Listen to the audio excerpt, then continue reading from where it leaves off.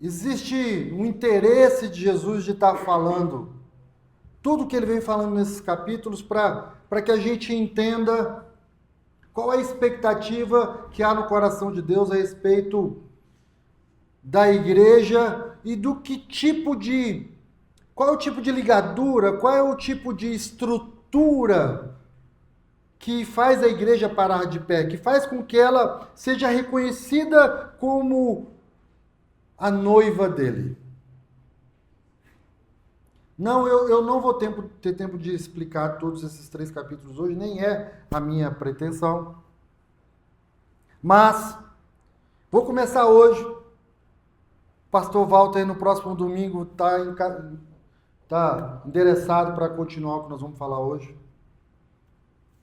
Mas no capítulo 10, Jesus estava lá em Jerusalém para cumprir o seu papel ali numa festa, e ele estava sendo brutalmente perseguido, queriam matá-lo.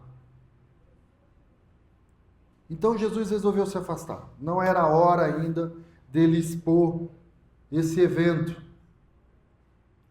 Os judeus queriam apedrejá-lo, porque ele dizia que ele e o Pai eram um. E o capítulo 11 começa esse apêndice. É a história fora desse momento conturbado do ministério de Jesus. O capítulo 11 tem um destaque. O 12, o 13. E o capítulo 11 começa assim. Um homem chamado Lázaro estava doente. Ele era de Betânia, da aldeia de Maria e de sua irmã Marta. Então, Lázaro, Maria e Marta eram irmãos. Certo? Estava Maria, cujo irmão Lázaro estava doente. Esta Maria, cujo irmão Lázaro estava doente, era a mesma que ungiu o Senhor com perfume e lhe enxugou. Lembra? Capítulo 12. Gente, isso que ela fez impactou tanto Jesus que ele já fez uma remissão antes. E se você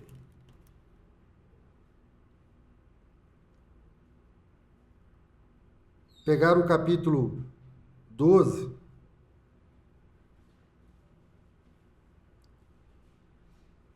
você vai ver que nós lemos aqui mais cedo, você vai ver que o que ela fez tinha um significado. Jesus estava no capítulo 11 dizendo, olha, o que ela fez foi muito importante. Era a mesma que ungiu o Senhor com perfume e lhe enxugou os pés com seus cabelos. Por isso, as irmãs de Lázaro mandaram dizer a Jesus, aquele que o Senhor ama está doente. Não era o seu amigo, não era aquele cara que você conhece, não era o cara que congrega com você, não era o cara que fez um favor para você, não era um cara que você admira, cheio de dons, não era um cara que tem muitos seguidores, o cara que você ama.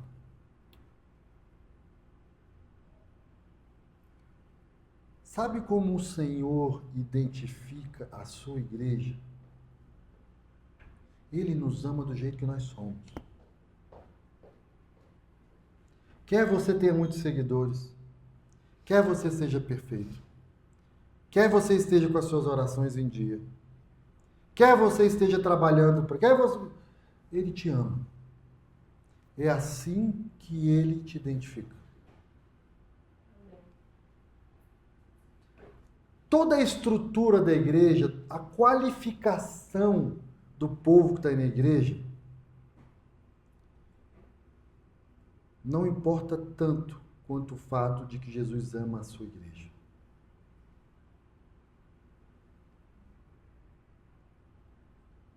Nós estamos aqui porque Ele nos amou primeiro.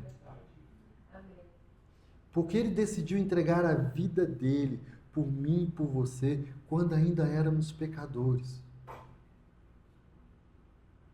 Que Deus nunca tire essa marca de nós, de sermos alvos do amor dele.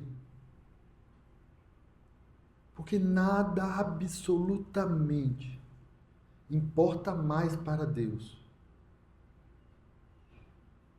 de que você seja o amor da vida dele. Ele nos ama de forma apaixonada. Deus não sonega, Deus não atrasa, não retarda, sabe? Deus não poupa o seu único filho durante a história para dizer eu te amo.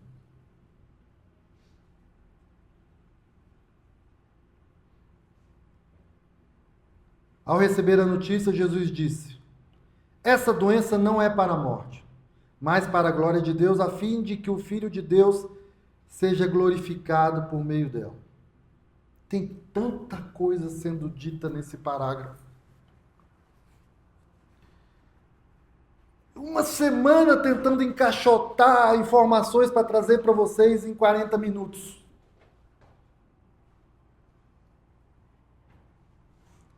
E por isso é que a experiência de ministrar uma palavra ela é sobrenatural, porque não dá para falar tudo, não dá para falar qualquer coisa, mas é o que o Espírito Santo nos trouxe aqui para ouvir o que ele queria falar conosco hoje.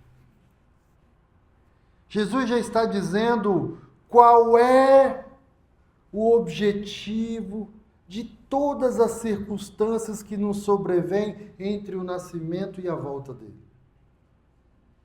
Deus não perde o controle de nada entre o nosso nascer e a volta dele. Entre o primeiro dia onde todas as coisas foram criadas e um dia onde todas as coisas serão apagadas. Deus controla tudo, é tudo para a glória. Deus faz com que todas as coisas ao mesmo tempo cooperem para o bem de quem? Daqueles que amam a Deus. A igreja, nós. Existe num parágrafo, quando ele diz que essa doença, essa circunstância, não deve tirar o foco de vocês. Essa circunstância, eu já a tenho sob controle. Essa circunstância tem um final e eu já sei qual é. Envolve um conceito de um dom chamado esperança. 1 Coríntios capítulo 13 é um capítulo muito voltado nessa carta que Paulo escreveu para falar do amor, mas fala dos dons. E o que é um dom? Dom é algo dado por Deus, não é algo inato. É um presente que Deus dá, algo que nós não temos, que Deus precisa acrescentar em nós, senão nós não vamos ter aquilo. Dom é isso, é um presente, algo que Deus dá gratuitamente e não revoga a segunda palavra. Então a esperança, que está lá no final, quando ele diz a esperança, a fé e o amor, não é isso? Está falando de dons. Esperança é um dom. Sejamos sinceros. Quem acha que esperar é coisa boa? Tem alguém aqui nessa sala que não está esperando alguma coisa?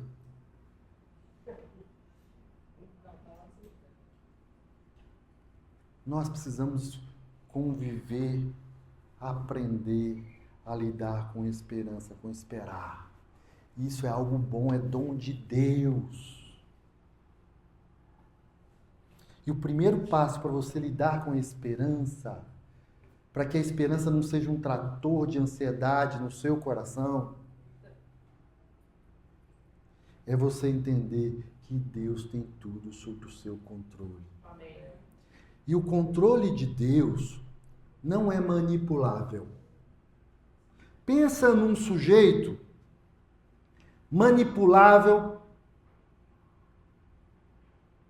instável, inseguro, infiel. Pensa em você. Pensa em mim. Agora, pensa num homem que não muda. Onde não há sombra de mal. A quem não lhe falta nada, que tem todo o poder. Esse é o Senhor Jesus.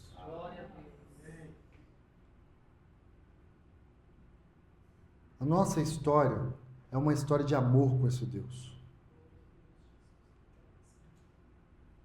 E esse verbo que está aqui, aquele que o Senhor ama, esse ama, não por acaso, é a designação do verbo amar no grego, chamado phileis, que é um amor que envolve companheirismo. O que é um amor que envolve companheirismo? O seu Deus é o meu Deus. Para onde você for, eu vou. O que importa para você, importa para mim. Está doendo para você, está doendo para mim também. Isso é importante para você? Eu vou abrir mão do que eu estou fazendo para ajudar você. Precisa orar por isso? Meu irmão, eu nem conheço, mas eu vou orar. É importante para você que eu ore por isso, eu vou orar por isso. Meu irmão, essa causa é nobre para você, você está precisando de dinheiro, eu vou colaborar junto com você. Meu irmão, você está precisando de lá, você está precisando de ajuda? Cara, eu tinha coisas melhores que me dariam prazer para fazer nesse momento, mas se é importante para você, eu sou companheiro e eu te amo e eu vou fazer isso junto com você. Esse é o tipo de amor que está descrito aqui. É um amor que envolve uma comunidade,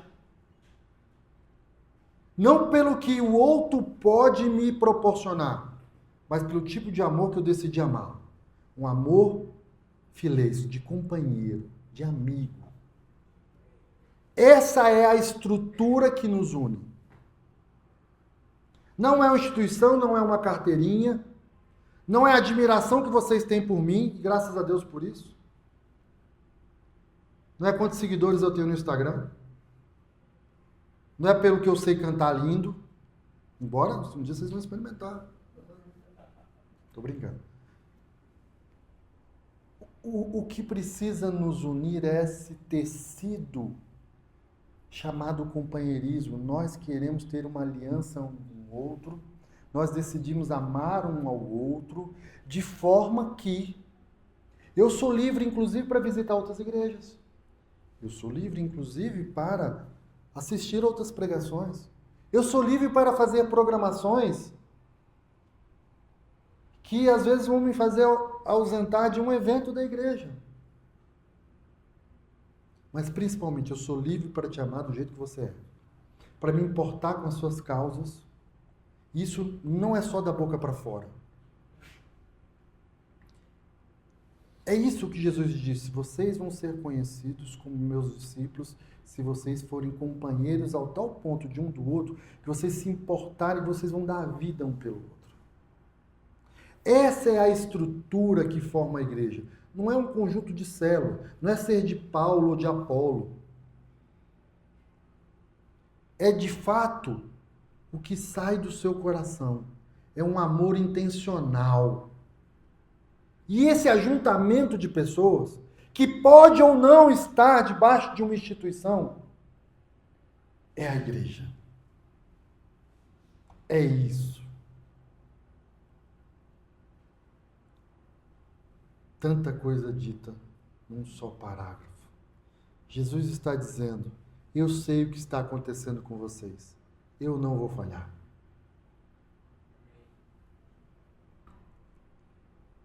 Ora, Jesus amava Marta e o irmão dela e também Lázaro. Quando soube que estava doente, ainda se demorou 2 dias no lugar que estava. Ah, não, peraí. O cara me ama, o pastor Sérgio acabou de falar um negócio lindo, eu estou precisando dele, ele demora 2 dias.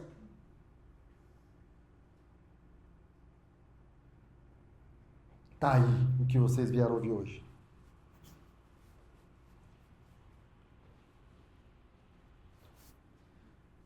Esperar, meu irmão, esperança, o dom, ele nos ajuda a compreender que Deus não vai se atrasar.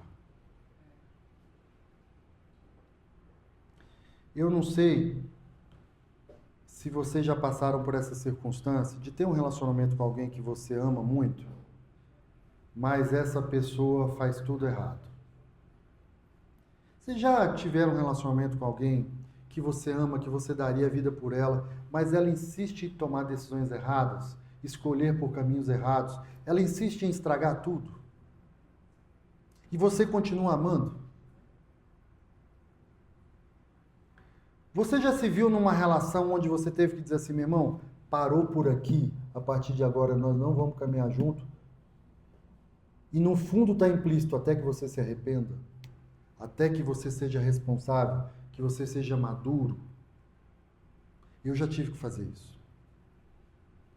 E eu aprendi a fazer isso porque Deus falou assim, meu filho, você está salvo, liberto, eu te amo, agora tem umas coisas para resolver na sua vida. Vai lá e assuma a responsabilidade. Vai lá, porque eu preciso fazer você um homem maduro. Vá lá e faz a sua parte. Eu estou pronto. Agora eu quero te preparar.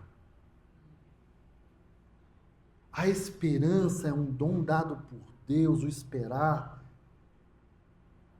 para que Deus tenha acesso ao nosso coração para trabalhar algumas coisas. Mas também para trabalhar na pessoa que nós dissemos, chega, basta. Até que eu te ajudei, agora você vai colher do fruto das suas consequências. Por quê? Meus irmãos, porque o Senhor quer filhos que comecem como crianças, amadureçam, cresçam, sejam agentes responsáveis e que vão ser julgados pelos seus frutos. Não adianta a gente ficar ali a vida toda cercando a pessoa e mimando e fingindo que não está acontecendo, e aí você fica sofrendo e o seu coração fica entulhado com aquilo, e você esperando e você achando que está amando, quando na verdade você não está amando. Você está impedindo que o esperar de Deus faça algo em você e naquela pessoa, ou naquela circunstância. Há tempo para todas as coisas, inclusive para se apartar. Estamos vivendo um tempo onde o homem acha que pode amar mais do que Deus, e Deus está querendo dizer assim, meu filho, deixa eu tratar, sai da frente. Porque tem gente, meu irmão, que se não for quebrado por Deus, amassado por Deus, se não for no leito de morte, não vai ser salvo. Talvez a sua relação com essa pessoa nunca mais vai ser, não vai dar certo, talvez essa pessoa nunca mais vai estar na vida dela, mas importa que ela pelo menos seja salva. Que ela se arrependa diante de Deus. O que estava acontecendo nesse cenário aqui, que o Senhor estava dizendo assim, existe um cenário muito mais amplo que eu estou tratando. Não é só sobre a doença de Lázaro. Marta, Maria, eu quero que vocês aprendam como é o dom da esperança. É bom isso. Mas se vocês ficarem pensando só nisso e pensando só nisso, tem um tanto de coisa para você fazer nesse tempo, tem um tanto de coisa que eu quero fazer e falar com você. Por isso eu só vou lá daqui a 2 dias. Gente, eu vou dizer para você, o esperar de Deus é infalível. Pensa numa ferramenta que funciona. Porque Deus vai trabalhando no nosso coração, botando as emoções no lugar. Deus vai mostrando que Ele é fiel. Deus vai mostrando que o impossível é possível para Ele. E Deus também vai dizendo o seguinte, meu filho, aquilo para a sua vida foi um livramento às vezes. Mas a nossa cabeça de crente, a nossa religião não consegue entender isso. E às vezes a gente acha que Deus não poderia fazer, meu irmão, Deus pode fazer tudo. Já pulamos essa página. A pessoa que não quis. A pessoa que não quis ser responsável. A pessoa que não quis fazer o certo. E ela vai pagar por isso, vai ter um julgamento um dia. Mas Deus te sacou daquilo porque Deus tinha planos bons a seu respeito. Planos de bem, não de mal. Era preciso mudar essa história que você escolheu. Mas como 2 andarão juntos se um não quiser? A Bíblia diz isso e a gente parece que não entende isso.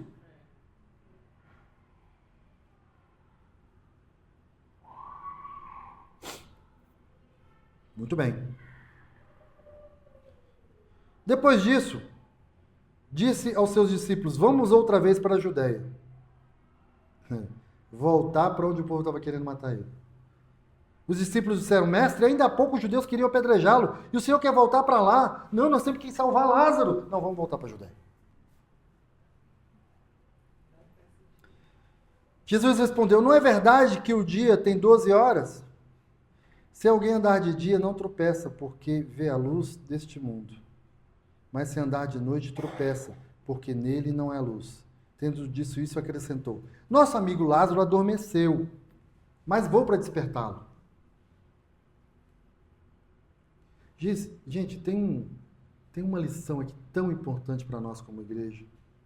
Enquanto a ansiedade está tentando nos adoecer, Enquanto você não fala de outro assunto, do problema que você viveu, da injustiça que você viveu, da circunstância que está te amarrando, do problema que você está passando, o Senhor está dizendo assim, tem um povo todo aí para ganhar. A sua luz quer resplandecer. E você fica aí olhando para a morte, olhando para o problema, olhando, sabe assim, eu quero te libertar disso, eu quero que você ande livre, eu quero que você corra, tem algo que eu quero fazer aparecer através de você na sua vida. Mas a esperança que eu te dei, você está ligando a um fato, a um evento e uma pessoa. E o dom da esperança, meu irmão, o amor, a fé, elas só servem para te ligar com Deus, te ligar com Deus. A sua esperança tem que estar no Senhor. Se estiver naquela pessoa, se estiver na causa que você vai ganhar dinheiro, no seu negócio que vai dar certo, todas essas coisas, nós queremos que elas prosperem. Mas só quem controla é Deus. Você não controla os seus negócios. Você não controla as emoções do seu cônjuge, a fidelidade dele. Você não controla se o seu filho vai mexer com droga ou não. Você pode se cercar de todos os cuidados, mas quem tem o controle sobre tudo é o Senhor. Se ligue nele.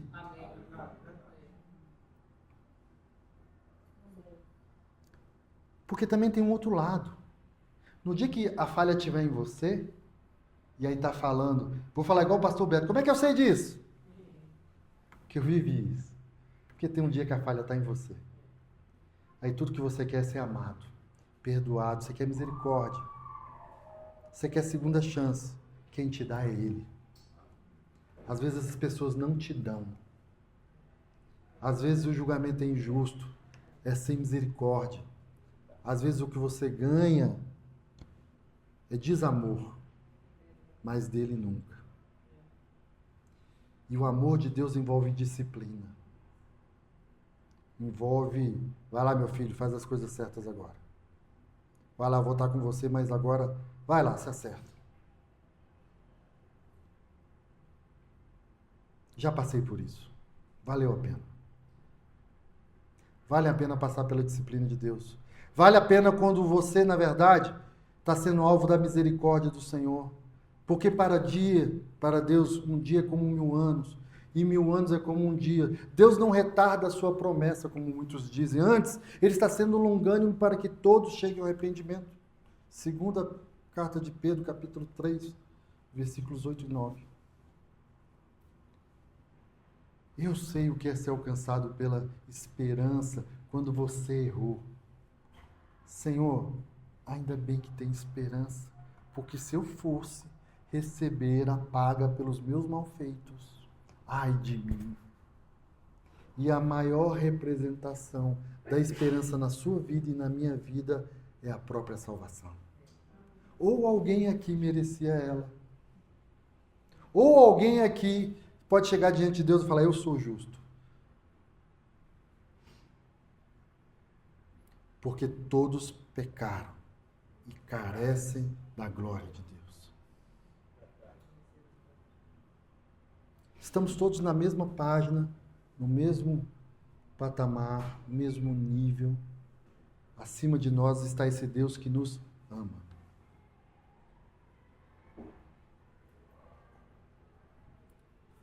Então os discípulos disseram, Senhor, se dorme, será salvo. Jesus falava da morte de Lázaro, mas eles pensavam que tivesse falado do repouso do sono. Então Jesus lhes disse claramente, Lázaro morreu. Eu não sei se vocês enxergaram, mas os discípulos têm capacidade de se enganar. Ah, ele está só dormindo. Mas é só os discípulos, a gente não. Não, está demorando, mas já vai dar certo. Fulano já se conserta. Eu vou cuidar dele só porque... Já caiu na droga 10 vezes. Não quer se tratar. Não, mas vou cuidar. Vai dar certo. Quando, na verdade, Deus estava esperando que você tranca a porta, nunca mais volta aqui, seu vagabundo. Só volta aqui quando você tiver consertado a sua vida. Era o que Deus estava querendo que você fizesse. Para que ele tivesse a oportunidade de tratar, de trazer algum tipo de mudança naquela vida. Gente, os cristãos vivem com esse conflito todos os dias. Todos os dias. Eu estou aqui para dizer para você, Deixem Deus trabalhar na sua vida e na vida dos outros. Aprendam a dizer não, da parte de Deus. Mas aprendam também, quando alguém te disser não, confie nele. Faça a sua parte. Organize a sua vida, arrependa-se, restitua, peça perdão, busque o perdão, restaure a confiança das pessoas que as pessoas têm que ter de você. Seja uma pessoa confiável, diga a verdade. Eu enxergo isso por todo o Evangelho. Mas a gente quer um pozinho de pilim-pim-pim. A gente não quer que a esperança produza isso em nós. Tiago vem dizendo isso no primeiro capítulo. É preciso que a ação de Deus, a palavra de Deus, ela tenha ação completa na nossa vida. Nós não podemos ser inconstantes. Uma pessoa que está esperando algo que não seja no Senhor é inconstante. Porque ela amarra a esperança dela em algo que flutua, que desaparece, que desvanece, que não cumpre o que promete. Mas quando nós amarramos a nossa esperança no Senhor, que é o único lugar onde a Bíblia diz que nós devemos amarrá-la, aquele que espera no Senhor, renovam as suas forças. A alma não é esmagada, tratorada pela ansiedade. Aqueles que esperam no Senhor vão ser essa luz. Pode voltar para onde está tendo problema, porque eu estou esperando no Senhor. Vou voltar para a Judéia, vou voltar para o mundo, vou voltar para o trabalho. Vou voltar, vou viver minha vida, vou tocar as coisas.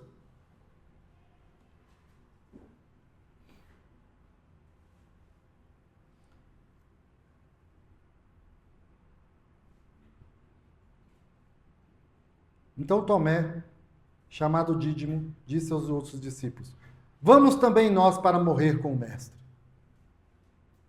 Lembra que eles estavam voltando para a Judéia? O que estava esperando Jesus lá?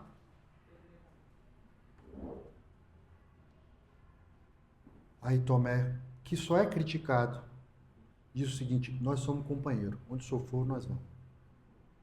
Se é para morrer pelo Senhor, eu vou também. Por causa do Evangelho, eu vou até o fim. Seguindo Jesus, eu vou até o fim. Se eu tiver que assumir minhas responsabilidades, isso acabar com os meus seguidores, com os likes, com a minha reputação, com o meu dinheiro, com o meu nome, com o meu plano, não importa, eu vou seguir Jesus. Não há nada mais importante nessa vida do que fazer e estar com Jesus. Fazer o que ele mandou fazer.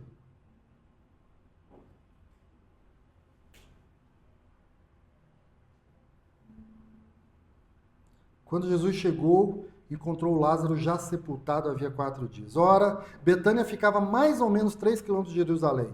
Muitos dos judeus vieram visitar Marta e Maria, a fim de consolá-las por causa do irmão. Marta, quando soube que Jesus estava chegando, foi encontrar-se com ele. Maria, porém, ficou sentada em casa. Então Marta disse a Jesus: se o Senhor estivesse aqui, o meu irmão não teria morrido.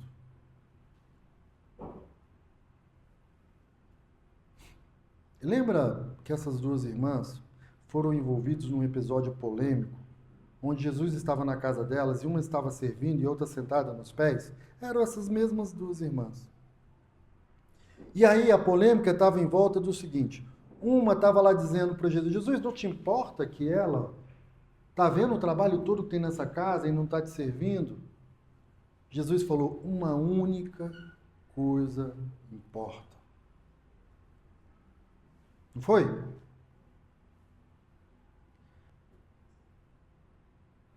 Você está falando de relacionamento. Você está falando de presença de Jesus. Eu sei quem o Senhor é na intimidade.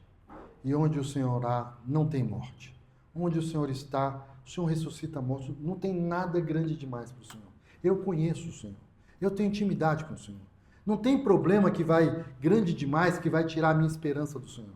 Eu sei que nem a morte do meu irmão aconteceria se o Senhor estivesse aqui. Eu já entendi que o Senhor pode todas as coisas. Eu já entendi que onde o Senhor está, o Senhor pode tudo. O Senhor está na sua casa? O Senhor está na sua vida?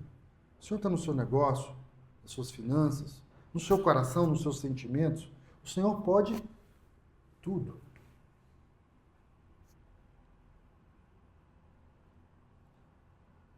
Naquele dia na casa de Marta e Maria, não é sobre fazer sobre Jesus, era sobre ter um relacionamento com Jesus. É sobre dar prioridade para o relacionamento. Falamos um pouco sobre isso no último domingo. O Senhor quer amigos de verdade, companheiros que estejam com Ele onde Ele estiver. Que o que é importante para Deus seja importante para você. E quem tem uma experiência, uma estrada com Jesus, sofre menos com a dor da espera. Sabe por quê? Porque já aprendeu que esperança é um dom que Deus nos deu e que nos liga a uma pessoa que pode todas as coisas. E mais do que isso, e escutem isso, o verdadeiro cristão sabe que a esperança te liga a uma solução no presente ou no porvir. Porque para quem crer em Jesus, não haverá segunda morte. Só se morre uma vez, e essa vez foi no batismo que nós passamos.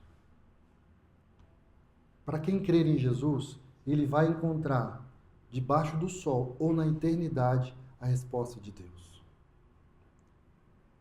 Os amigos de Jesus, aqueles que eram ligados com Jesus por esse amor filéu, sabiam disso.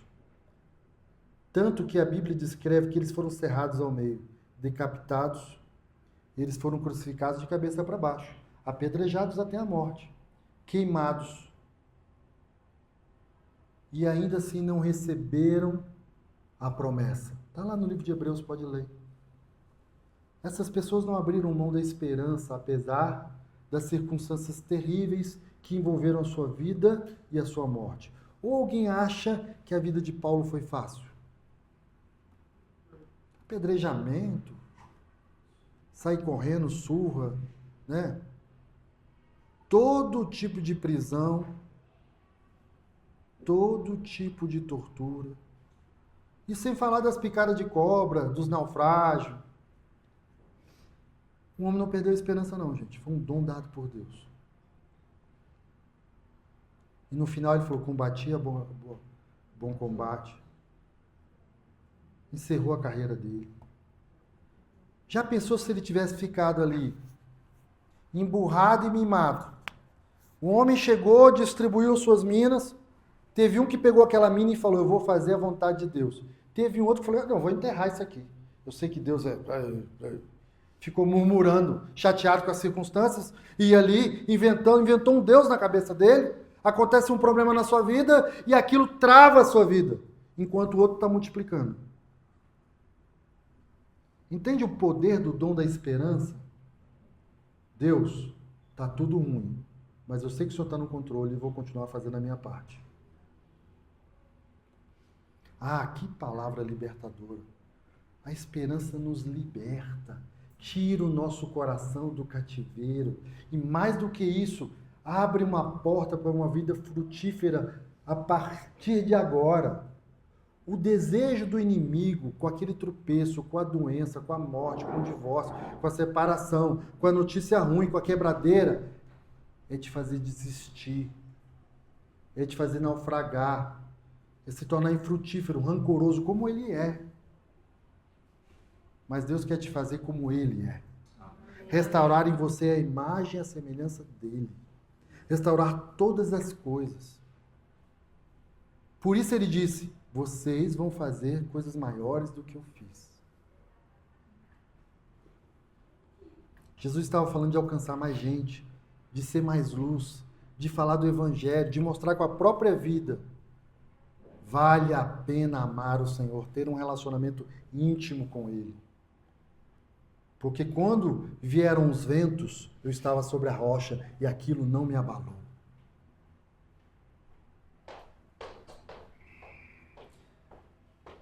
Se o Senhor estivesse aqui, o meu irmão não teria morrido, mas também sei que mesmo agora, tudo que o Senhor pedir a Deus, Ele concederá. Está aqui.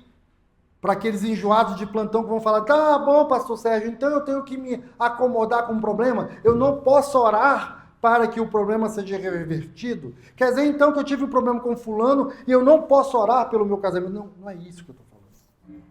Você pode orar para que a circunstância ruim se reverta. Mas aí você vai botar isso no dom da esperança.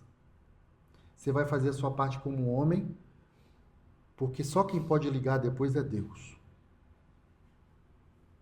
Você precisa tocar a sua vida, você precisa direcionar as suas coisas, você precisa entregar isso para o Senhor. É por isso, meu irmão, é que hoje o jovem tem 42 anos e está morando dentro da casa dos pais. Porque o pai não desliga.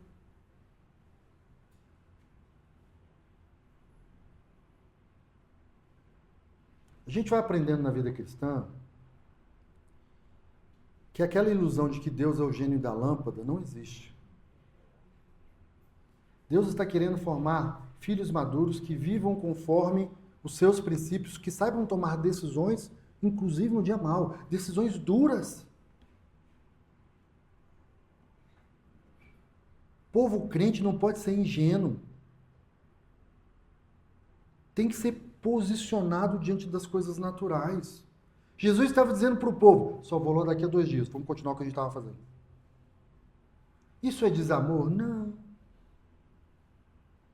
Isso é saber quem está conduzindo todas as coisas.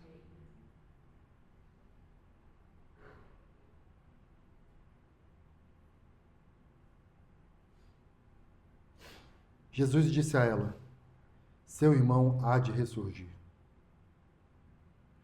Ao que Marta respondeu, eu sei que ele há de ressurgir na ressurreição no último dia. Viu como era ela crente? Eu sei, Senhor, que o Senhor vai resolver aqui ou no porvir. Isso eu sei. Jesus declarou, eu sou a ressurreição e a vida. Quem crê em mim, ainda que morra, viverá.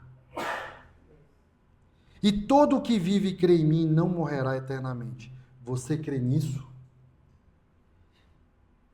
Meu irmão, vamos pesar todas as nossas circunstâncias. Tem uma mais pesadinha que todas, que é a morte. Essa põe fim à nossa ansiedade. Sabia que a morte põe fim à nossa ansiedade? Lamentavelmente é por isso que o inimigo leva tantas pessoas a tirar a sua própria vida. Mas Jesus está dizendo, tem outra alternativa. Creia em mim. Você crê nisso? Eu sou a ressurreição e a vida. Nós temos a palavra para trazer vida para as pessoas. É através da nossa experiência vivida com Cristo que nós vamos dizer, meu irmão, tem uma alternativa. Entrega a sua vida para Jesus. Ele é a ressurreição e a vida. Essa circunstância que você está passando é difícil, muito difícil, e eu não a ignoro. Mas deixa eu dizer uma coisa, existe vida, apesar dessa circunstância. Uma vida que prevalece até para a morte. E o nome dela é Jesus Cristo. Há poder no nome de Jesus. E a igreja precisa saber disso. A igreja não precisa falar assim, pastor, estou comprando. Eu creio, eu tenho um relacionamento com Jesus. E eu tenho autoridade em nome de Jesus. Doença bata em retirada. Espírito de suicídio, de morte, sai daqui em nome de Jesus. Há poder no nome de Jesus. E ele delegou essa autoridade à sua igreja, mas não é qualquer igreja.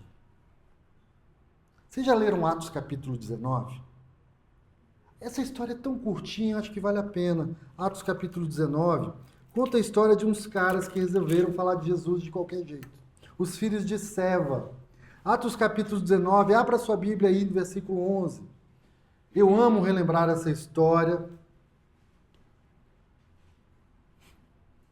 Lembra que eu falei no último domingo que a sombra de Pedro curava as pessoas? Aqui essa história fala que as pessoas pegavam o suor de Paulo. O suor de Paulo curava as pessoas. Vamos lá. Deus, pelas mãos de Paulo, fazia milagres extraordinários, a ponto de levarem aos enfermos lençóis e aventais de seu uso pessoal, diante das quais as enfermidades fugiam das suas vítimas e os espíritos malignos se retiravam. E alguns judeus, exorcistas ambulantes, tentavam invocar o nome do Senhor Jesus sobre pessoas possuídas de espíritos malignos, dizendo, ordeno que saiam pelo poder de Jesus, a quem Paulo prega.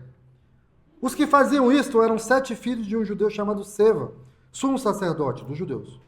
Mas o espírito maligno lhes respondeu, conheço Jesus e sei quem é Paulo, mas vocês quem são?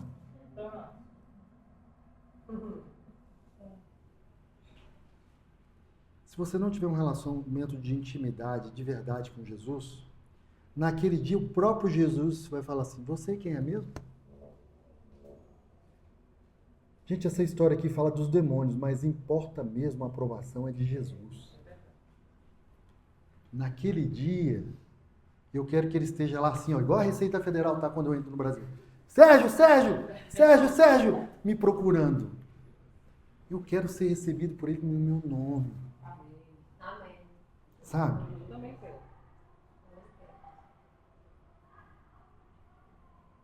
Filéu, intimidade, companheirismo, relacionamento com Jesus.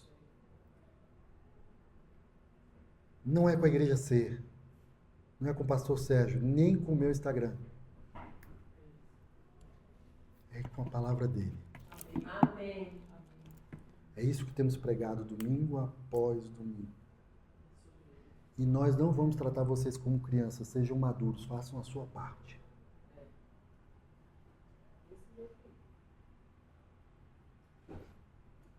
Esse é o legado chamado da Igreja Ser. Que vocês tenham um relacionamento com Jesus, com a palavra dele, com intimidade. E que vocês vivam como comunidade, como quem se importa um com o outro. Que ame um ao outro. Não é estar ligado com quem manda, com o pastor, com o líder. Entre vocês, entre nós. A gente está assim, ó, bem juntinho. Esse é o amor filéu.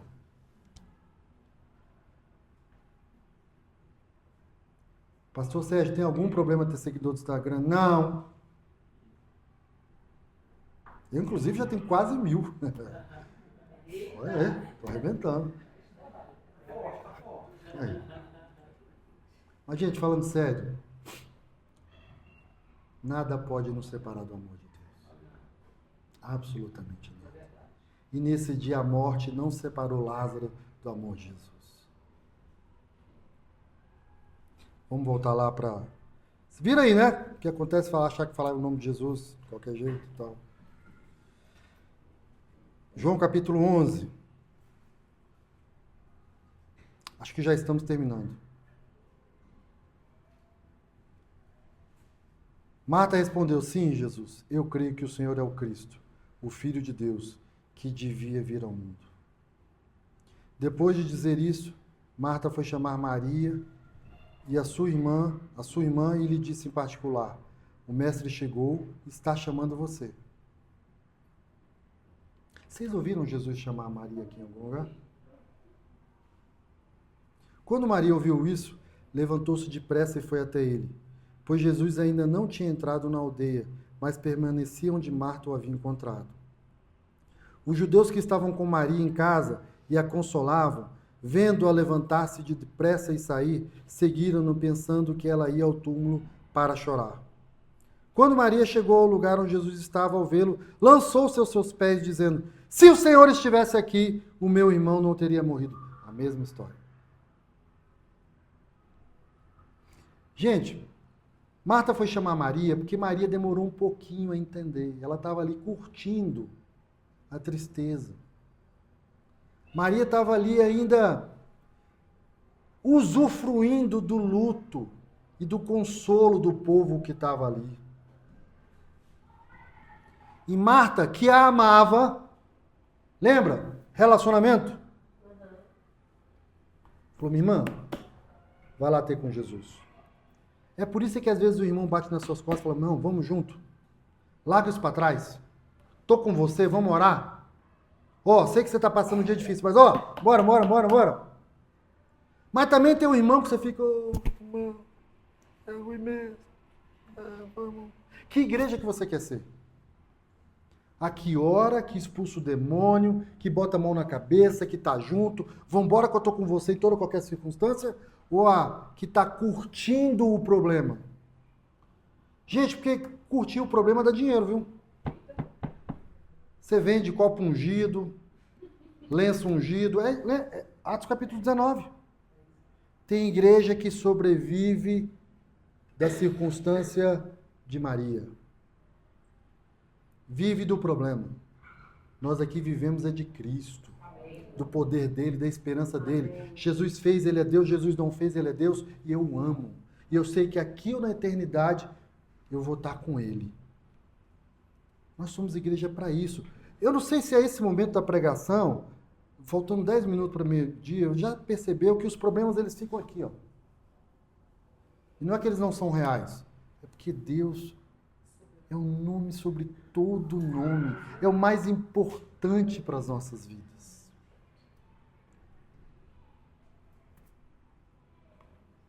E no clímax dessa história, quando Jesus viu a Lázaro, versículo 35 diz que Jesus chorou.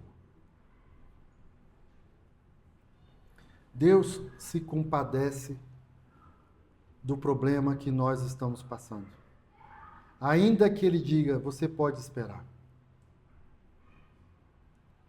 Não existe frieza em esperar por Deus. Não existe. Deus não quer fazer da gente máquinas. E a compaixão,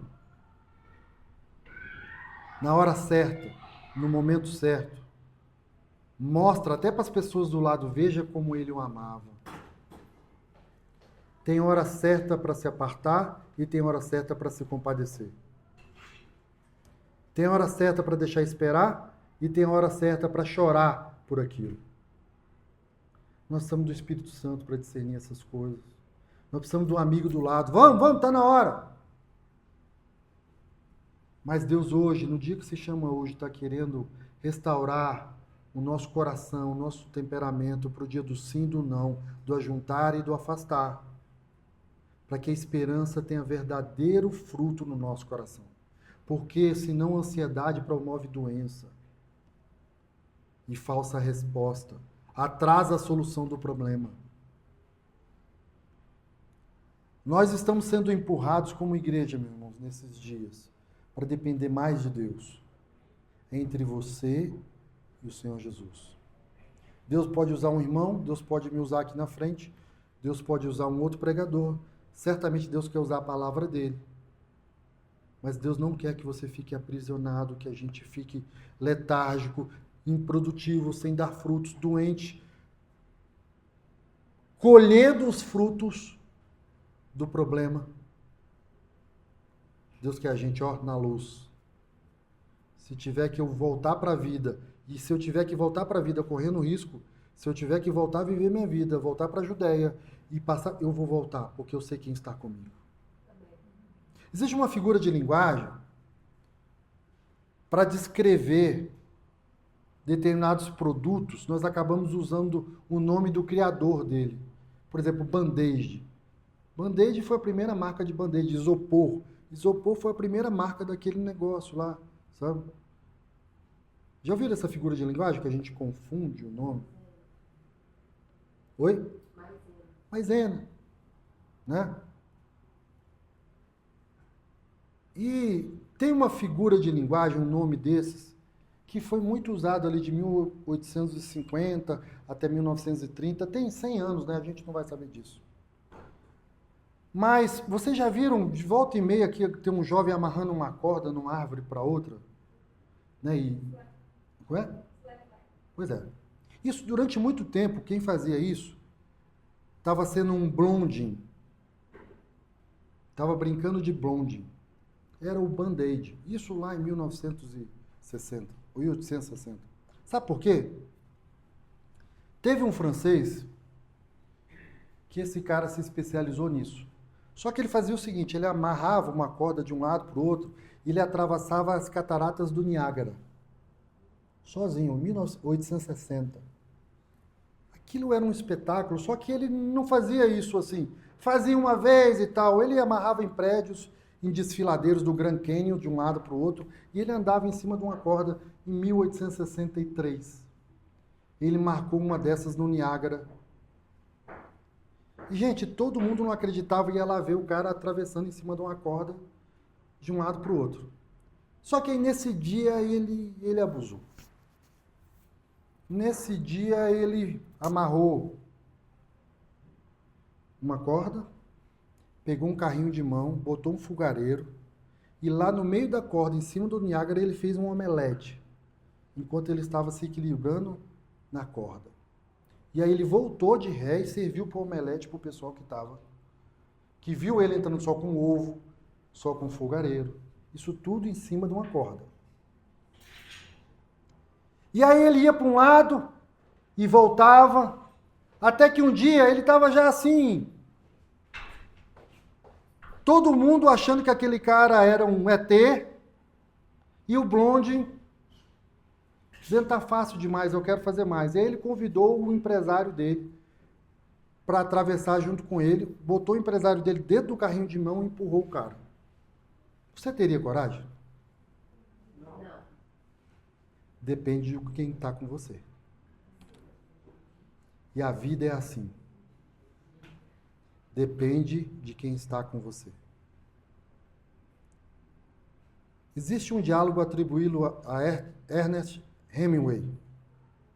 Importa quem está com a gente na frente da batalha? Sim, importa, mais do que a própria batalha. Importa com quem você está vivendo? Mais do que a própria vida.